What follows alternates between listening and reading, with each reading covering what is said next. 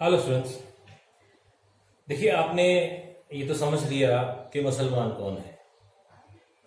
अब हम बात करेंगे कि मोहम्मद पैगंबर के पर्दा करने के बाद आगे क्या हुआ। 632 ईस्वी में जब मोहम्मद पैगंबर ने पर्दा किया तो सबसे बड़ा प्रश्न यह उठा कि अब हमारा अगला इमाम कौन होगा, हमारे अगले खलीफा कौन होंगे। तो यहां पे दो बातें सामने आई।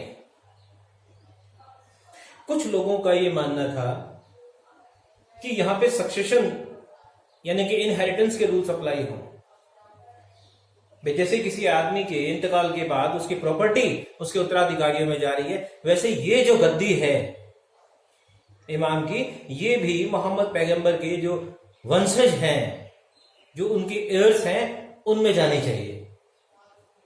दूसरी तरफ एक व्यू ये था कि जो मोहम्मद साहब के बहुत क्लोज थे, जिन्होंने सुन्ना किया है, जिन्होंने मोहम्मद साहब को देखा है, समझा है, उनको अब मोहम्मद साहब की गद्दी पे बैठाया जाए। दो डिफरेंट ओपिनियंस थी। किसी वजह से इन दोनों ओपिनियंस में कंसेंट क्रिएट नहीं हो पाई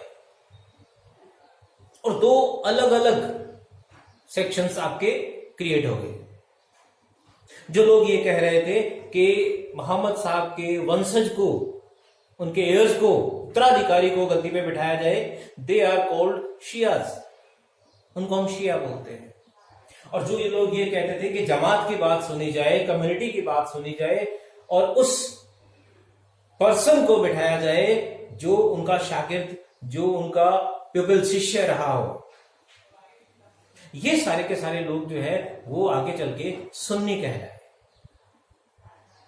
तो इस तरह से शिया और सुन्नी जो है, एक दो हमारे पास डिफरेंट स्कूल्स क्रिएट हो गए। अब बच्चों यहां पे एक बात समझ लीजिएगा अच्छे से कि ये जो शिया और सुन्नी की कंसेप्ट है, no doubt they are two different schools of Muslim law, but ये स्पिरिचुअली अलग नहीं है। Politically no doubt they are different to each other, but spiritually जो है वो एक है। इसका मतलब चाहे वो शिया है, चाहे वो सुन्नी है, फेथ किस में है? इस्लाम में है। तो अब ये आपकी शिया और सुन्नी की, अगर आप इस कंसेप्ट को और अच्छे से समझना चाहते हैं तो मेरे एक मित्र हैं doctor MP Singh, Ganganagar government law college में असिस्टेंट प्रोफेसर है। उनकी सर की भी एक वीडियो है, आप वो देख सकते हैं यूट्यूब पे। काफी अच्छा उन्होंने ब्रीफली और डेप्थ में जो है ये चीजें शुरुआत की समझाई हुई है।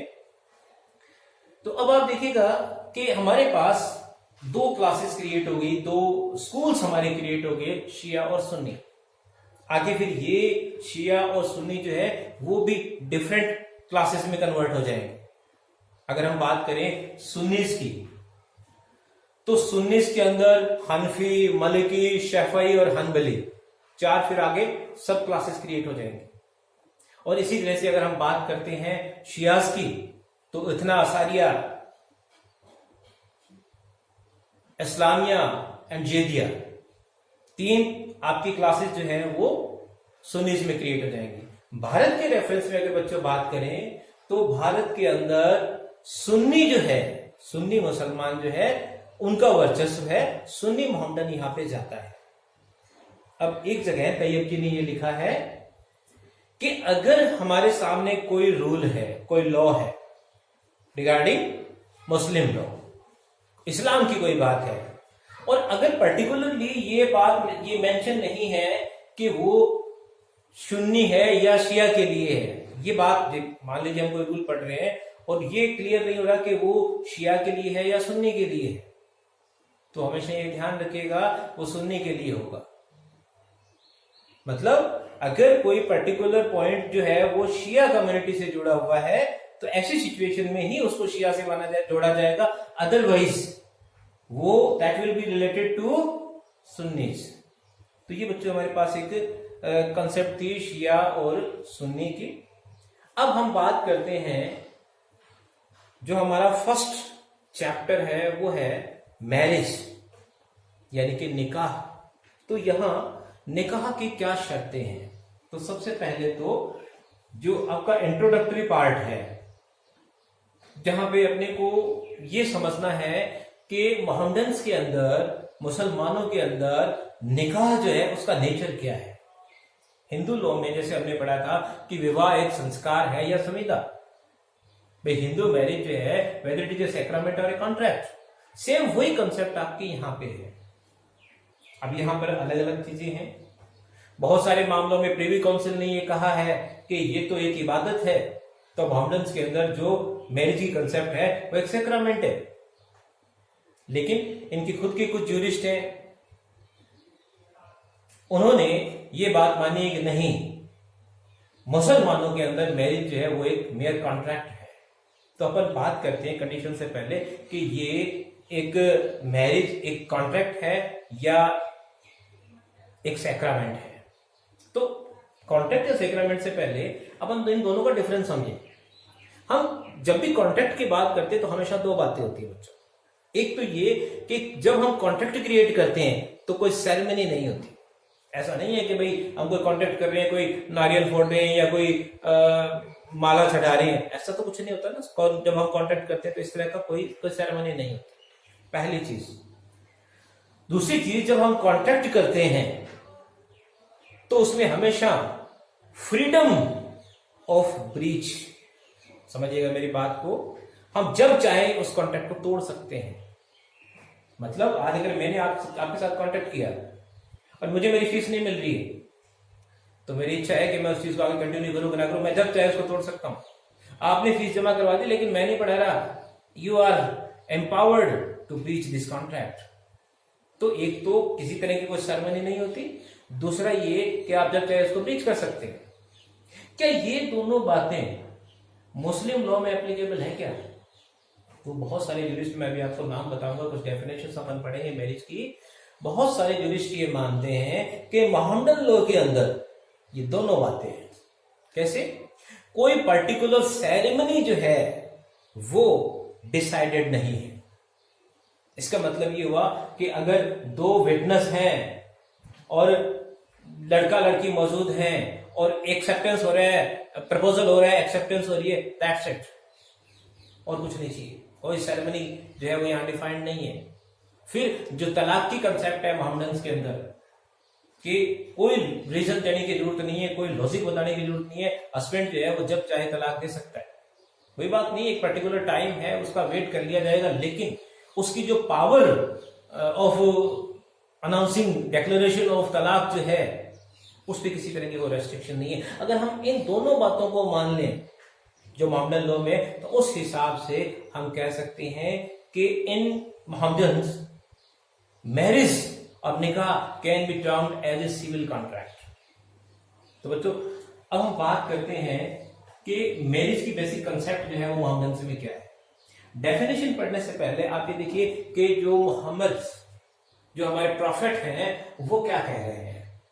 प्रॉफिट जो है वो एक जगह लिखते हैं, निकाह इज माय सुन्ना।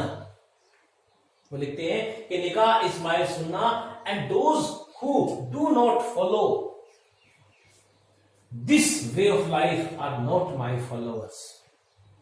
लो जी, मोहम्मद पैगंबर ये कहते हैं कि भाई मैंने शादी की है, आपको भी शादी करनी है, और अगर आप शादी नहीं कर रहे तो मैं नहीं मानता कि आप मेरे फॉलोअर्स हैं। तो इसका मतलब ये हुआ कि यहां पे इस्लाम में या शरीयत में, जिसको अपन हिंदू लॉ के अंदर बोलते हैं कि साहब वो सन्यासी हो गए हैं, इस तरह की कोई कंसेप्ट नहीं है। मतलब आपको, अगर आप मुसलमान हैं तो आपको मैरिज करनी है। चलिए अब हम बात करते हैं कुछ डेफिनेशंस की बच्चों। तो आप देखिएगा, बेली जो है वो ये लिखते हैं कि marriage in Mohammedans is a contract for the purpose of legalising sexual intercourse and procreation of children. मतलब जो बेली हैं, राइटर हैं ये, इन्होंने ये कहा है कि ये एक कॉन्ट्रैक्ट है जिसका पर्पस है सेक्सुअल रिलेशंस क्रिएट करना और बच्चे पैदा करना।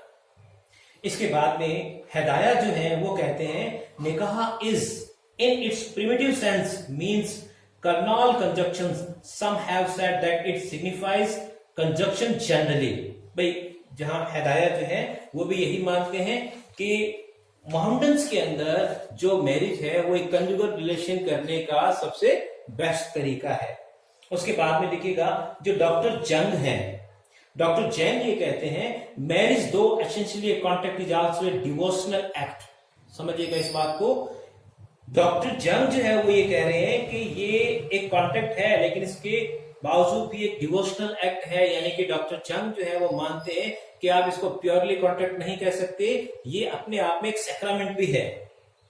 It's objects are rights of enjoyment and procreation of children and regulation of social life in interest of society. Doctor Jung ये कहते हैं कि मोहम्मडन्स के अंदर जो मैरिज की कंसेप्ट है वो खाली बच्चे पैदा करने के लिए नहीं है, एक सोशल लाइफ जीने के लिए, मतलब फैमिली क्रिएट होगी, उसके बाद हम एक सोसाइटी का पार्ट करेंगे, तो सोसाइटी के डेवलपमेंट के लिए मैरिज जरूरी है। उसके बाद में आप देखिएगा जस्टिस महमूद जो है इन्होंने अब्दुल कादिर वर्सेस सलीमा 1886 का मामला है, इस मामले के अंदर जस्टिस महमूद जो है इन्होंने कहा है कि marriage among Mohammedans is not a sacrament but purely a civil contract.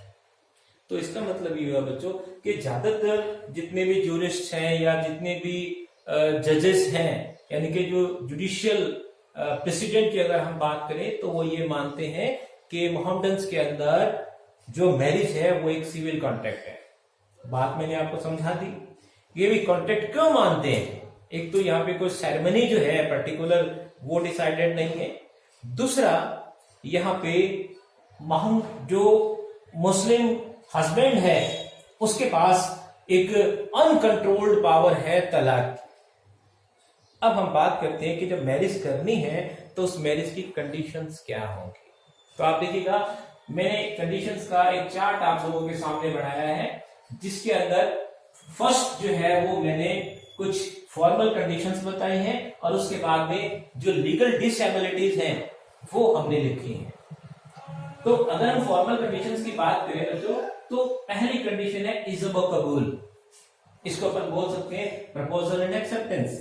इसका मतलब ये हुआ कि यहां पे मोहम्मडन्स के अंदर जो मैरिज की कंसेप्ट है उसमें चाहे लड़की की तरफ से हो चाहे लड़की की तरफ से हो प्रपोजल किया जाता है और उसके बाद में सामने वाली पार्टी उसको एक्सेप्ट करती है, ये बहुत जरूरी है।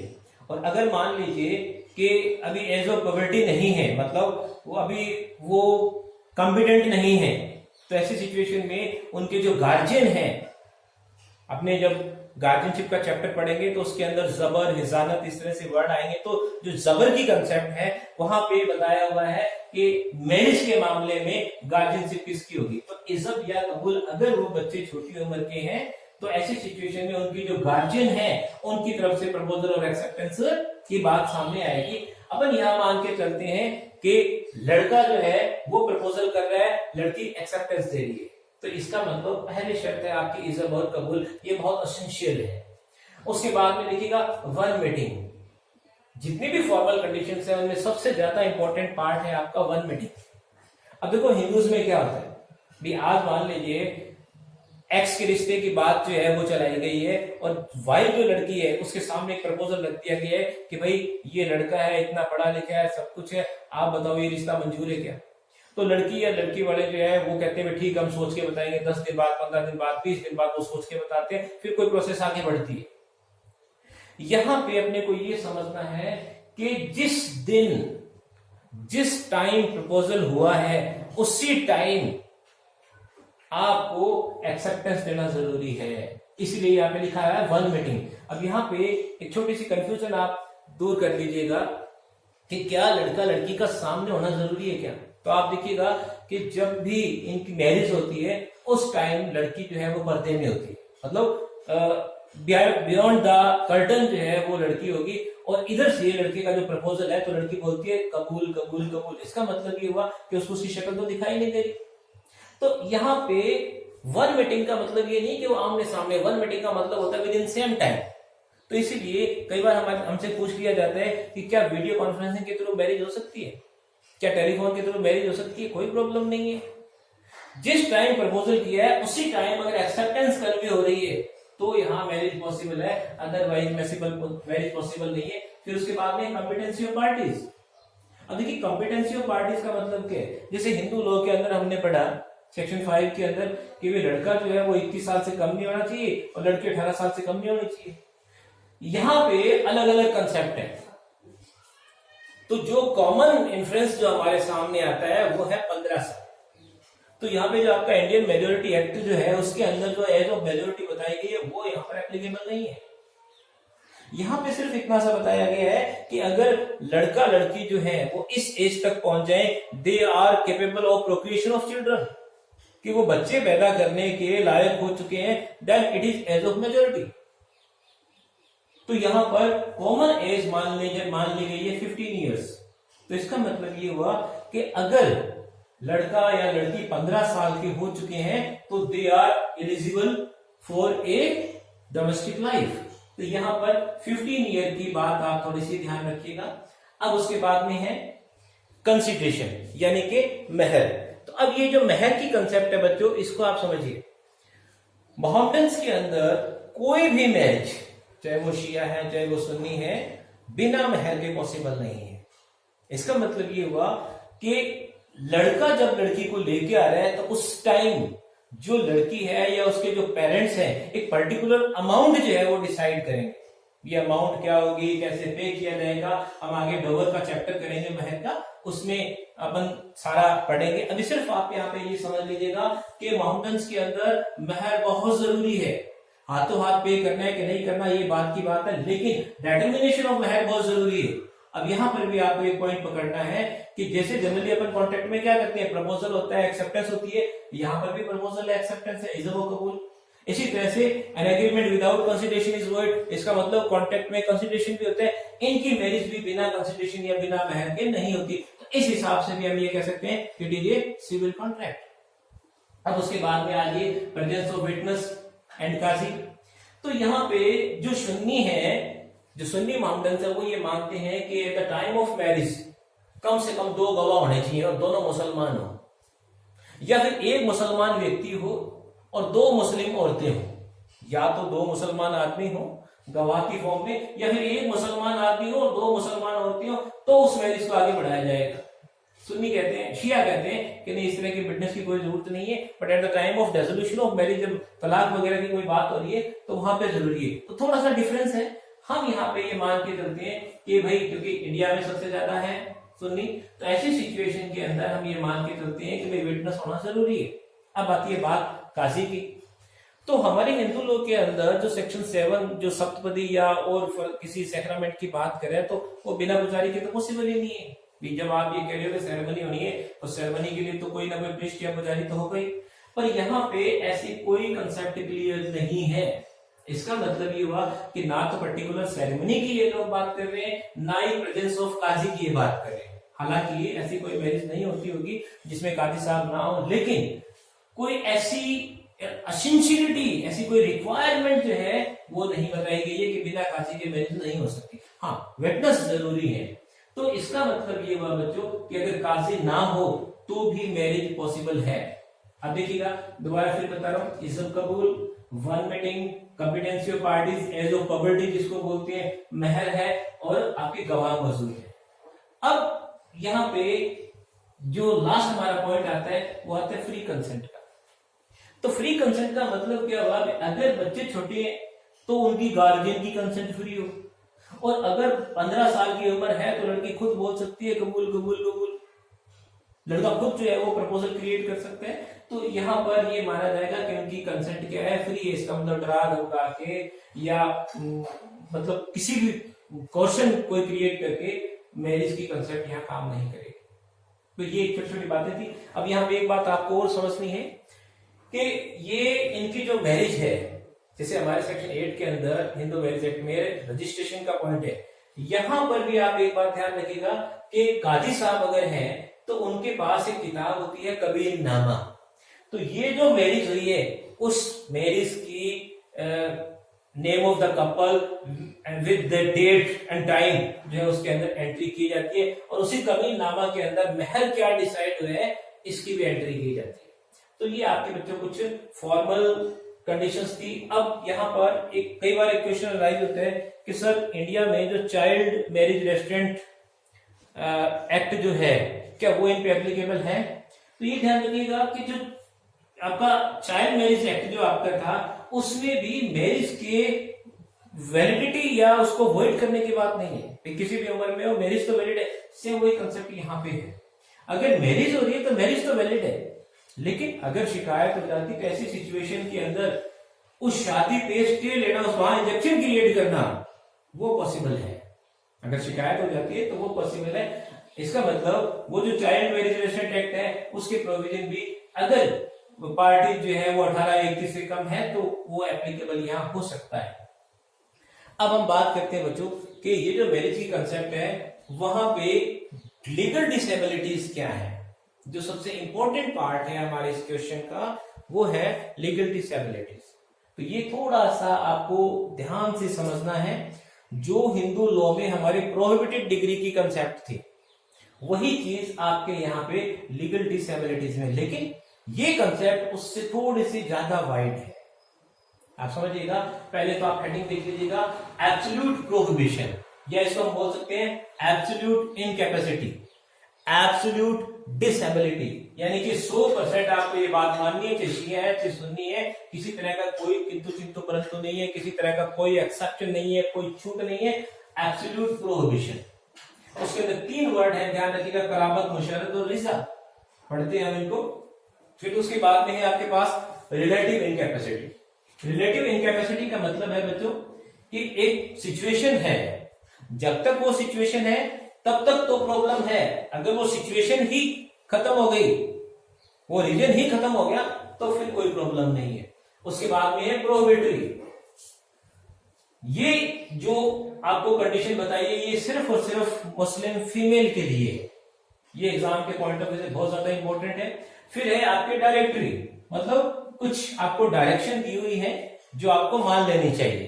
तो ये आपकी 4 अलग अलग कैटेगरीज है। अब आते हैं पहला, एब्सोल्यूट प्रोहिबिशन। एब्सोल्यूट प्रोहिबिशन या कंप्लीट जो डिसेबिलिटी है वो क्या है? पहला कराबत।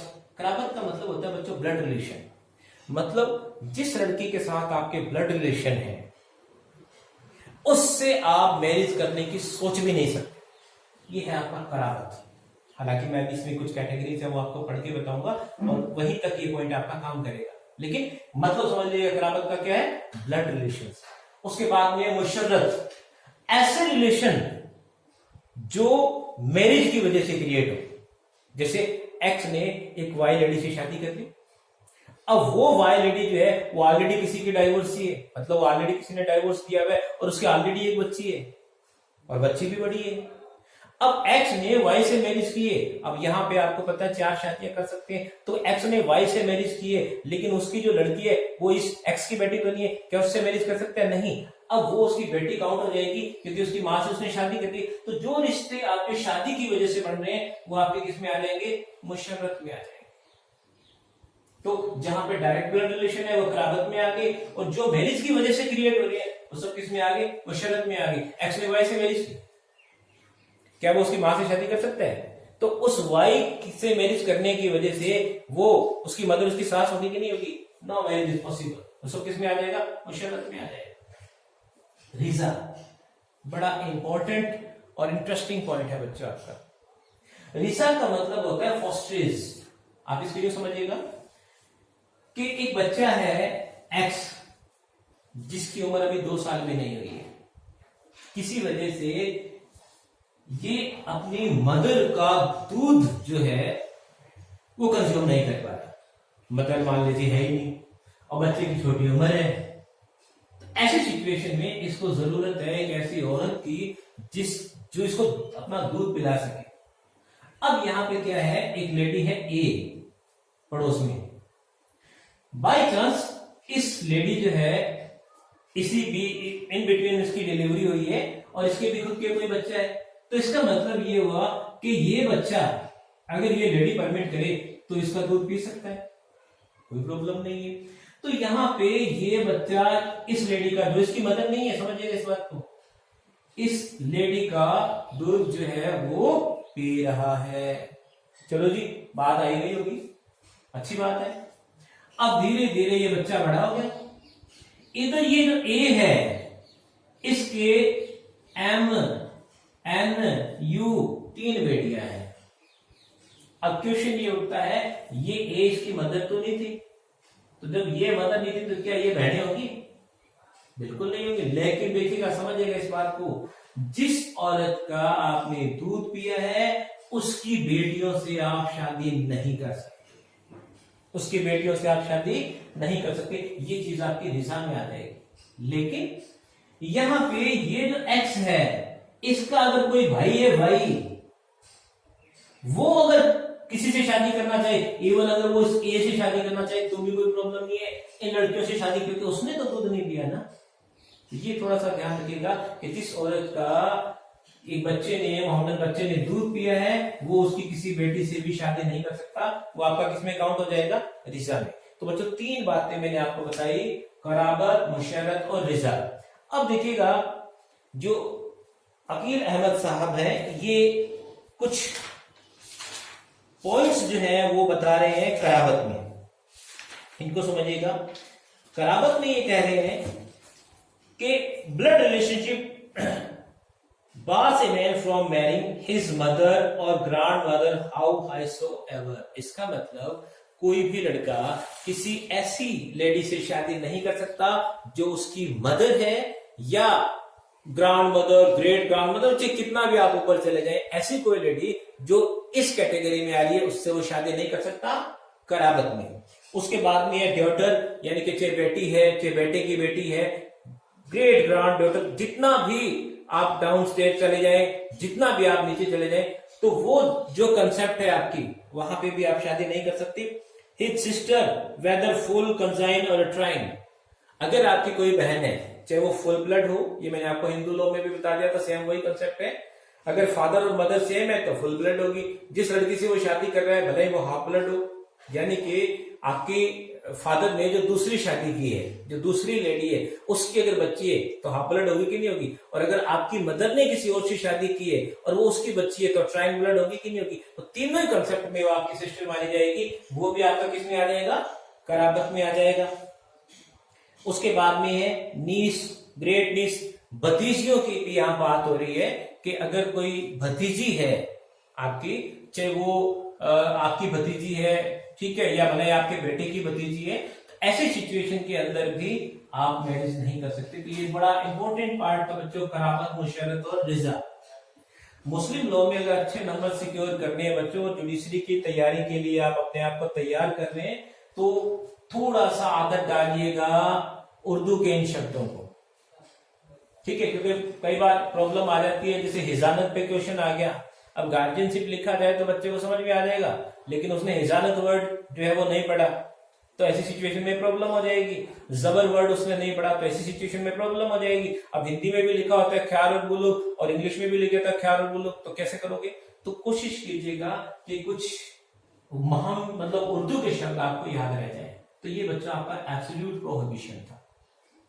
मैरिज अगर आपने इनके अगेंस्ट की, इन रूल्स के अगेंस्ट की, इट विल बी बातिल, वॉइड होगी। तो 3 तरह की मैरिज है होती है इसके अंदर, सही, बातिल और फासिद। तो अगर आपने यहां पे कोई कॉन्ट्राडिक्शन क्रिएट किया, कोई वायलेशन क्रिएट किया, तो मैरिज विल बी वॉइड, उसको बोलते हैं बातिल। अब चलते हैं रिलेटिव इनकैपेसिटी। अब रिलेटिव इनकैपेसिटी का मतलब देखिएगा, पहला एक पॉइंट दिया हुआ है अनलॉफुल कंजक्शन। तो कई बार क्या होता है कि आपको ये कहा गया है, जैसे मान लीजिए कि आपने किसी एक्स से शादी की है, तो उसकी जो सिस्टर है, जिसको अपने बोलते हैं कि भाई वो उसकी साली है, आप उसकी सिस्टर से शादी नहीं कर सकते। अगर आप ये कर रहे हो तो ये अनलॉफुल कंजक्शन है।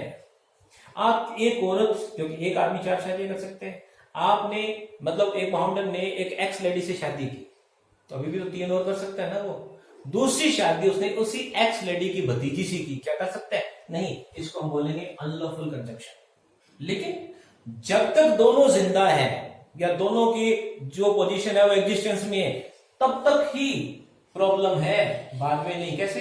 जैसे मान लीजिए एक्स ने पहले वाई से शादी की और फिर उसकी सिस्टर से शादी कर ली, तो इसके हिसाब से अनलॉफुल कंजक्शन है। लेकिन अब उसने जो अपनी वाइफ थी पहले, उसको डाइवोर्स दे दिया या उसकी डेथ होगी, तो आपकी ये डिसेबिलिटी ऑटोमेटिक खत्म हो जाएगी। इसी तरह से देखिएगा, 4 शादियां कर सकते हो, 5वीं नहीं कर सकते। लेकिन आपने जो 5वीं शादी कर ली, तो पिछली जो 4 है उनमें से अगर किसी एक की डेथ हो जाए तो टोटल 4 होगी कि नहीं होगी, या किसी एक को डाइवोर्स दे दो, तो आपकी वो कंडीशन जो डिसेबिलिटी है वो खत्म हो जाएगी। No proper witness.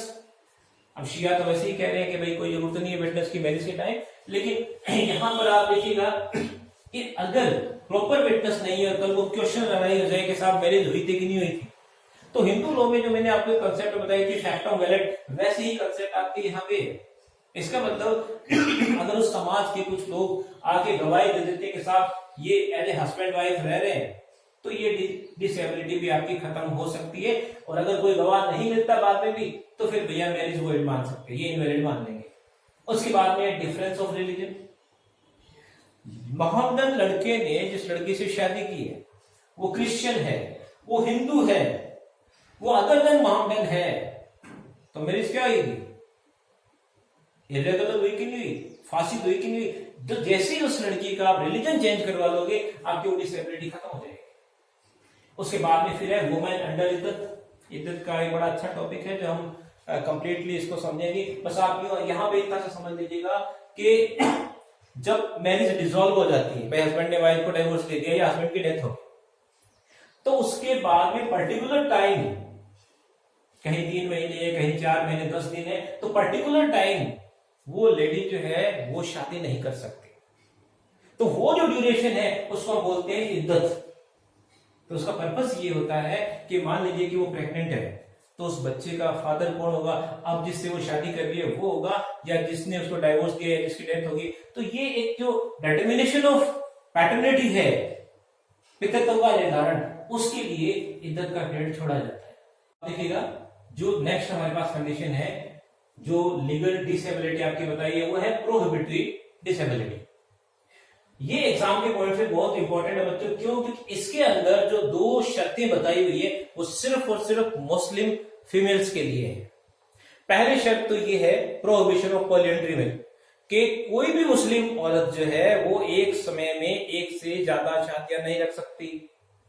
मुसलमान पुरुष जो है वो तो 4 शादियां कर सकता है, लेकिन औरत की अगर बात करें, मोहम्मदन वुमेन की अगर बात करें, तो एक टाइम में एक मैरिज ही रख सकती है, जब तक वो अपने उस फर्स्ट हस्बैंड से, जो उसका प्रायर हस्बैंड है, उससे उसका डाइवोर्स नहीं हो जाता या उसकी डेथ नहीं हो जाती, तब तक वो नेक्स्ट मैरिज नहीं कर सकती।